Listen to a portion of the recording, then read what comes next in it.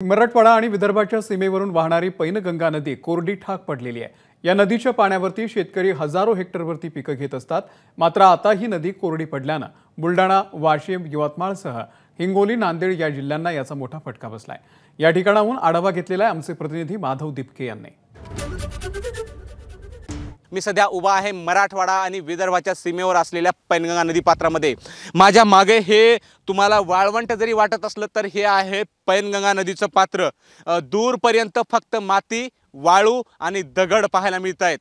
कधी काळी जे ते ही नदी प्रवाहित असायची, परंतु यावर्षी नदीनं जे ते तळ गाठलेलं आहे। या नदीच्या भरवशावर मराठवाडा आणि विदर्भातील हजारो हेक्टर शेतजमीन जे ते ओलिताखाली आलेली असते, परंतु यावर्षी पाणीच नसल्यामुळे जवळपासच्या शेतीचं जे ते मोठं नुकसान होण्याची शक्यता आहे।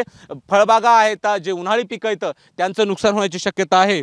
एकूण 495 किलोमीटर लांबीची असलेली ही पैनगंगा नदी बुलढाणा जिल्ह्यातून या नदीचा उगम होतो। बुलढाणा, वाशिम, हिंगोली, यवतमाळ, नांदेड या जिल्ह्यामधून ही नदी जाते। या नदीच्या भरवशावर जवळपासचे मराठवाडा आणि विदर्भातील मोठ्या प्रमाणात शेती ओलिताखाली आलेली असते। या नदीत पाणी असल्यानंतर जवळपास असलेले जे जलसाठे आहेत त्यांच्या पाणी पातळीत सुद्धा मोठी वाढ झालेली असते, परंतु यावर्षी ही नदी कोरडी ठाक पडल्यामुळे जलसाठ्यांनी सुद्धा तळ गाठलेला आहे। त्यामुळे पिण्याच्या पाण्याचा प्रश्न गंभीर झालेला आहे। त्यामुळे मायबाप सरकारनं यांच्या पाणी टंचाईची जी दाहकता आहे ती बघावी आणि या सर्वांसाठी चांगला निर्णय घ्यावा अशी मागणी येथील ग्रामस्थ शेतकरी करू लागलेले आहेत। कॅमेरा पर्सन आकाश माधव दिपके, एबीपी माझा, पैनगंगा नदी, हिंगोली। एबीपी माझा, उघडा डोळे बघा नीट।